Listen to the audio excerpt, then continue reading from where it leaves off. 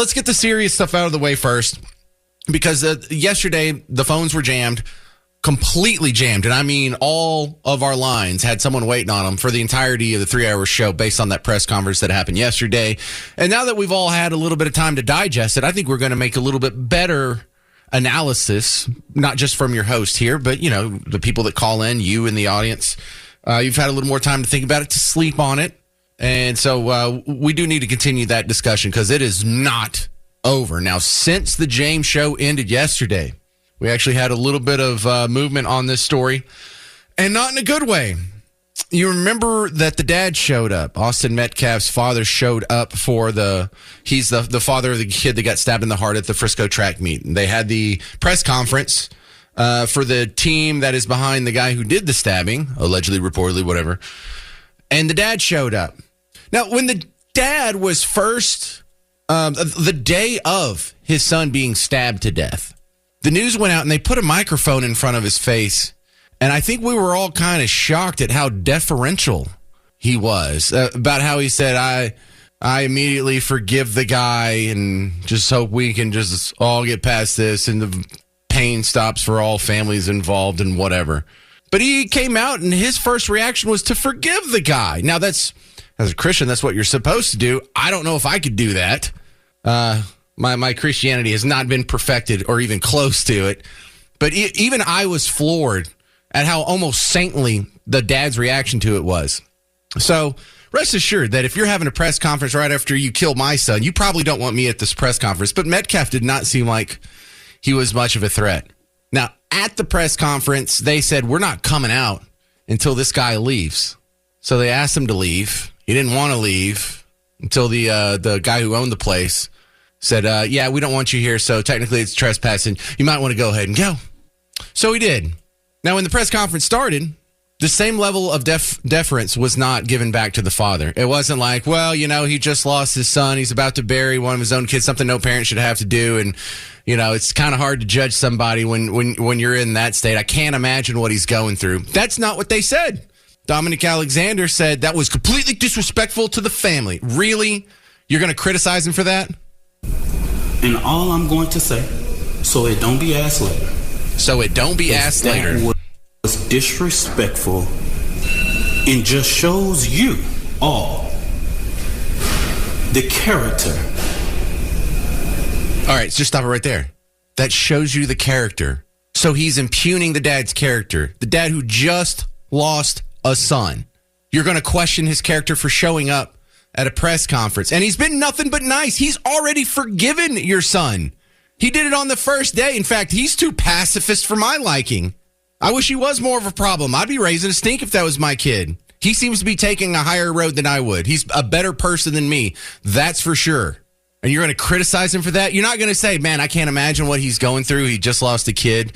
He probably doesn't even understand how that's disrespectful, or probably I can understand why his judgment would be clouded and it would be perceived that way or misperceived that way or whatever. No deference there. No empathy, party of empathy, no empathy there. Just that was disrespectful.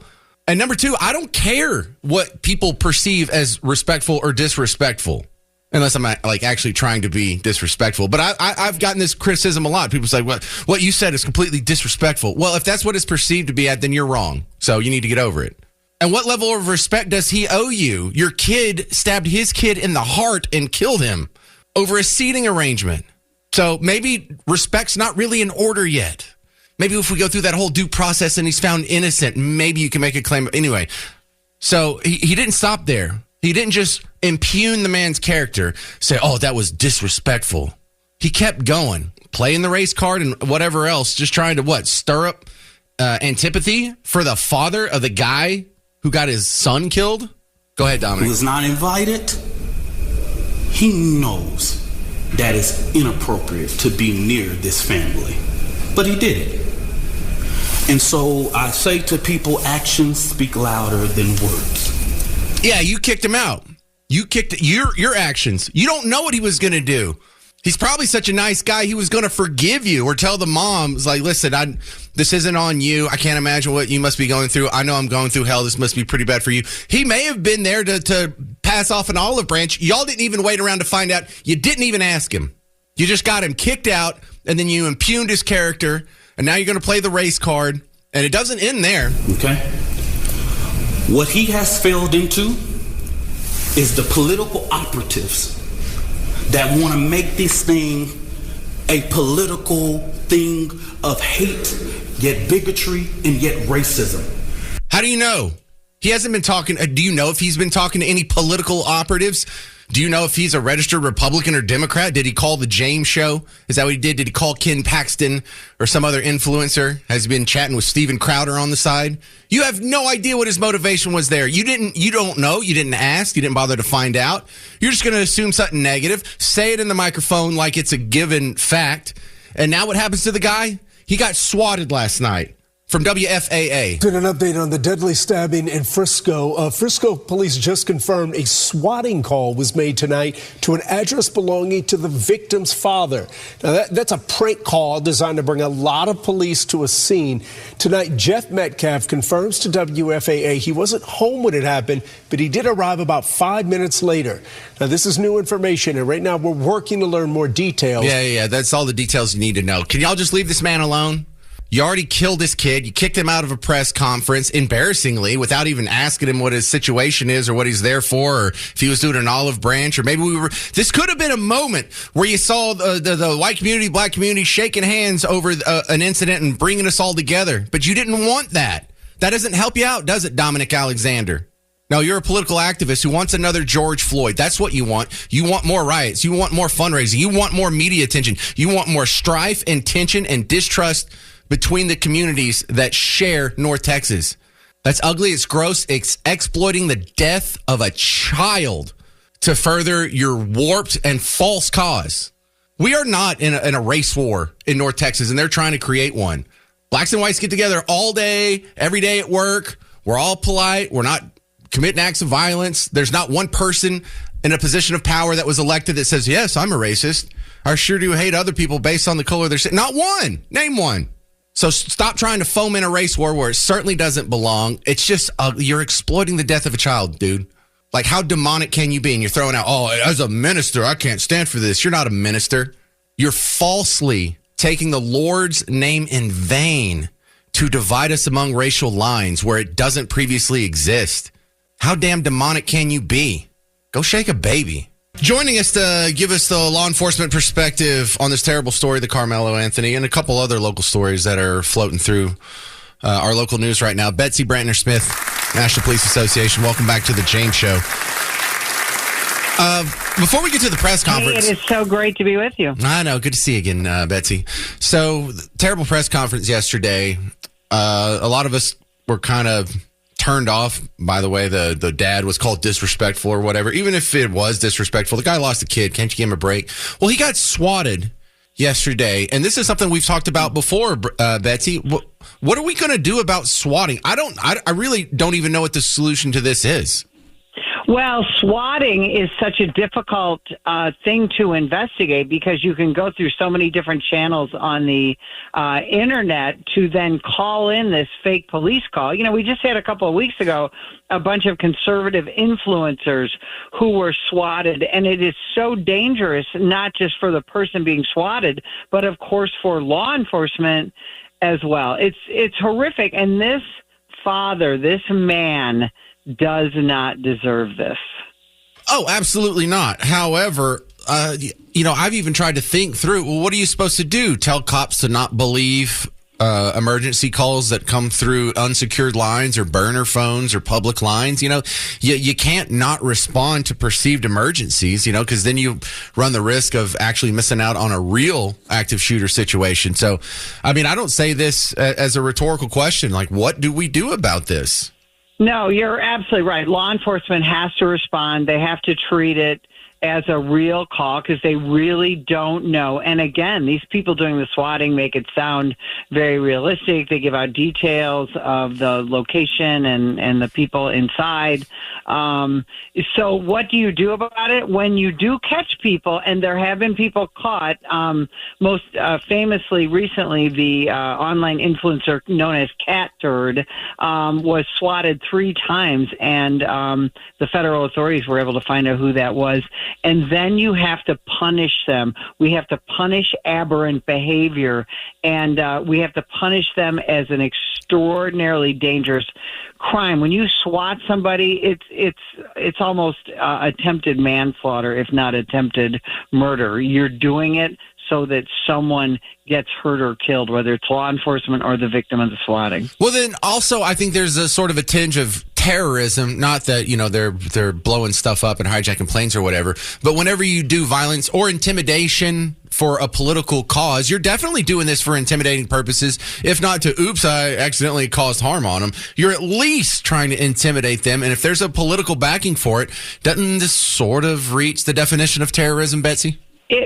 You're absolutely right. That is the very definition of terrorism, an act in furtherance of changing someone's stance, their political views, things like that, or to intimidate them into silence. But again, we probably need additional new laws, and I'm not a big, let's make more laws person, but we probably need new, at least federal laws on swatting, because it's almost always a federal crime, and we need to punish it as an extremely dangerous felony. Well, look, you're with the National Police Association, so this may sound dumb coming from a layman, but can't you keep like a list or like a clipboard or a book or a database or something for if someone's been falsely swatted before, then the next time there's a call to this dude's apartment, we just assume, or house, you know what I'm saying? We just assume it's a prank. We can never assume that, but what we tell swatting victims or potential victims to do is to sit down with their local law enforcement and say, here's what I do for a living. Here's why I might get swatted. I've done this with my own police department, and let them know. Because, again, policing in the United States is very decentralized. There's no one big database of everybody in the country, despite what you see on TV. And so you have to be proactive as a potential victim or a victim and say, look, here's why somebody might want to swat me. Here's my personal cell phone. Here's my wife or husband's cell phone, things like that.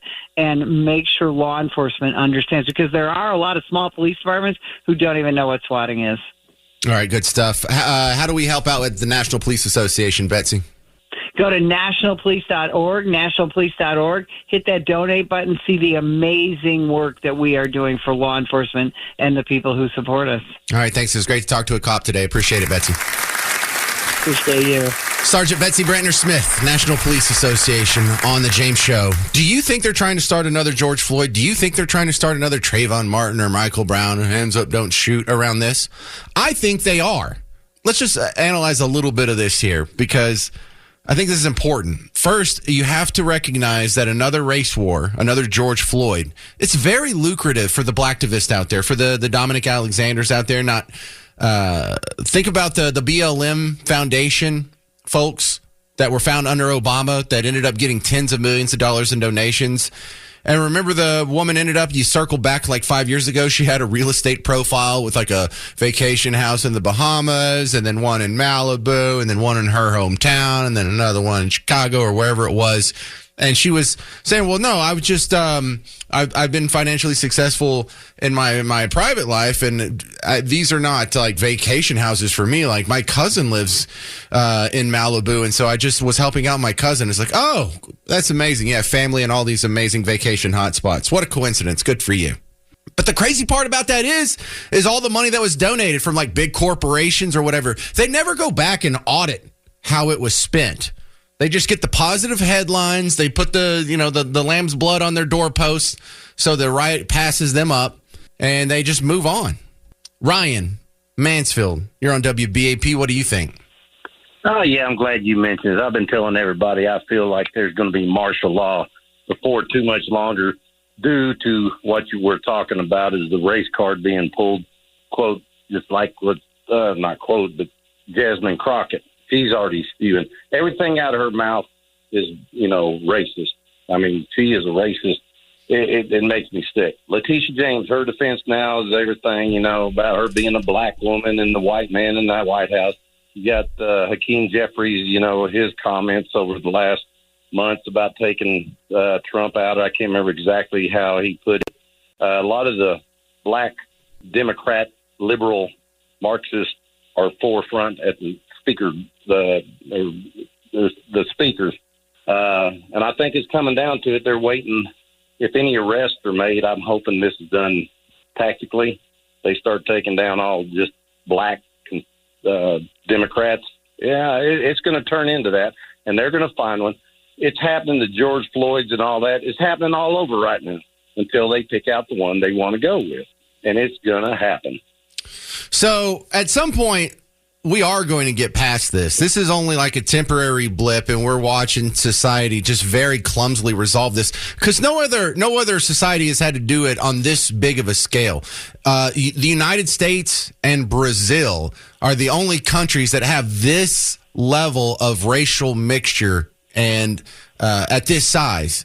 And so we're both kind of going through it, but we don't have a template to go through. You know, we don't have someone else who's explained, hey, what happens when a majority of a population actually bends over and hands over the entirety of the citizens' rights to displaced minorities? And it's just never happened before. But I don't think that's going to stop us from solving this. But in the meantime, there's a lot of people who make money off of this. There's a lot of people who benefit from this. And it's not just in dollars and cents. It's in media attention, and it's in clout, and it's in, don't disrespect me. I'm going to put some respect on my name, kind of that thing. And there's no downside to it. These cons never go to jail. The people who keep the money never go to Al Sharpton never goes to jail. Jesse Jackson never went to jail, even though he would spend all this money on like his wife's earrings and things like that. Nah, they don't ever go to jail. The BLM lady that had the real estate profile across like 6 different vacation hotspots, there's nothing wrong with that. Legally speaking, I mean, if people want to be dupes and give her money, there's nothing illegal there. And so until it stops being profitable, it's going to happen. Now, how does it stop being profitable? People stop caring. And by people, I don't mean all of us. And I don't mean black people. I mean the subgroup within the black community that's donating money to this. White liberals, you too. Whoever's donating money and hand over fist to defend this guy, whenever they stop, because the motivation for all those people is suspect right there. That you can only be on that guy's side from a tribal point of view. But good points over there, Ryan and Mansfield. But non-black Democrats, academia, the media, they love fomenting race wars because it activates that voter group. And not just black voters. I mean, there's other young people who consider themselves woke or social justice warriors who are more likely to vote if you get them incensed, if you get them up and out of their seat and you get them in the street. And now they're a political activist. They're not just some guy who goes to community college up at Richland and then plays video games the rest of the day. They're a Democrat activist. And so this is a conventionally lower turnout rate group of people. And once you get them activated like that and emotional, it calcifies them against their perceived enemies, which happen to be the overwhelmingly conservative constituency. Think about how Republican the straight white male voting bloc is, right? Well, that's their perceived political enemies. But if we can take off Republican and just direct their ire at straight white males, you get the same result. So I'm definitely not talking about people based on the race. I'm talking about leftists of any race. If they perceive you to be Hitler incarnate, there's no way they're going to give you a fair hearing when it comes to reforming healthcare or tax policy or gun control or anything. In fact, they'll reflexively oppose your policies based on no other information. They don't have to know why capitalism is better than socialism or gun rights are bad or good. They take that intellectual shortcut that it must be bad because a Nazi is saying it, because that's what a Nazi wants. And meanwhile, these other nice people over here who are trying to save me from a racist genocide or whatever, they're saying the opposite. So you'll trust the people that you see on network news far before you trust literally Hitler. So when those people wake up, especially black people, the Democrats are done. They will lose almost every major city. The South will be even redder than it already is. What will they still control? San Francisco? Vermont? Because they're not going to have Chicago. If they lose the black vote, they're not going to have Chicago, Atlanta, New York, New Orleans, Baltimore, Detroit, all these other places where black people hold probably a majority of power. And I say that because like in New Orleans, it's 60% black. If the black vote goes Republican, New Orleans is a Republican city, never to be returned again. So yeah, they better keep this going on or they're sunk. And this is the latest, greatest chance they have to foment the next round of riots and calcify a young cohort against their perceived political enemies, and it'll just take them a longer and longer time to figure out that we're not the bad guys. We don't hate them. We're not racist. We're not Nazis. We're not literally Hitler. So that's why I think they definitely want this to be another race war. Well, if the race war is not going to get you, measles might. Dr. Benjamin Newman's coming back up, virologist at Texas A&M University. Longhorns don't hold that against him. Welcome back, Dr. Benjamin. Thank you. So the measles, not only is it still here, bigger than ever. And we have some new cases in North Texas. Should I be concerned? Yeah, measles is really growing. Still, the line isn't moving, at a sharper angle or a shallower angle. This is just the same thing playing out. And eventually it is going to make its way just about anywhere that people are unvaccinated, unfortunately. All right. So when we say unvaccinated, are we counting people who have never been vaccinated and people who haven't had a booster in a long enough time span? The answer is we don't know. Yeah, but for sure the people that don't have any immunity. And I guess if you've caught it and survived it, that would count as something. But all the same, it's really hard to tell the bumps that you would get from measles from the bumps you would get from, one of a number of other childhood viruses or even a heat rash. It's kind of a thing you've got to have a doctor do. So how do you differentiate it from a heat rash? Oh yeah, if you're at a doctor's office, they can do a PCR test. That's the best way. There isn't a good cheap test though, like the little COVID tests or anything. Mm-hmm. If some money was put into that, we could make those. I think it seems possible. So we have reports that are playing it from the WBAP newsroom. Possible exposure at 3 Plano stores in Collin County. Are we just doing this out of an abundance of caution, or is there some real concern there? I think there is concern, and it all depends. I mean, there are a lot of unknowns there. If you're in the same room as somebody, there is a reasonable chance there is exposure, and then it's kind of up to your immune system to decide what to do about it. And unfortunately, by that point, there's very little that medicine could do to stop the virus. I think a lot of people think they might be able to catch, just like a little bit of measles, which would be fine. But this virus doesn't have an off switch. It doesn't have any way of regulating itself. It is all gas, no brakes. And once it gets hold of you, it just does what it wants. So I saw expert, I'm using the air quotes here, expert in Dallas Morning News say he expects this to cycle through and be done in about 12 months. How could they possibly make a prediction like that? You can try. You can estimate how many people are unvaccinated, which is around 10% of the country. You can try and estimate, all right, how many of these pockets has it got into? Because when it gets into a community of people who are unvaccinated, it will eventually burn itself out there. But the question is, do you have all of those down? Do you know where everybody is? And I don't know. Most of these models, the saying that they have is that all of these models are wrong, but the useful ones are just a little bit wrong or wrong in an interesting way. I hear you. All right. Should we be changing our activities if we think we've been around measles? I'm not wearing a face mask again, but I mean, I guess you're going to say washing hands. Anything else? No, I mean, washing hands. This is one of those. We used to think this thing spread through like surfaces and hands, and it's not that it can't, but if you're in a room where there's enough of that stuff on the surface, there's probably an infected person there, and it goes into the lungs. That seems to be where everybody gets infected first. The skin is like where it goes after, and it's got to make some changes in the virus in order to get there. So this is an airborne virus? Yeah, totally. Yeah. All right, but we're not telling people to avoid concerts and anything at this point, so I feel like this is pretty minimal. We should just keep an eye on it and maybe not change any behaviors. Does that sound reasonable to a virologist? Or don't go to concerts with measles patients. Yeah, maybe. But, right. How would you know? All right, good stuff. Thank you very much, Dr. Benjamin Newman. I appreciate your help, and I guess we'll keep having you on until the measles goes away. Anytime. Thank you, sir.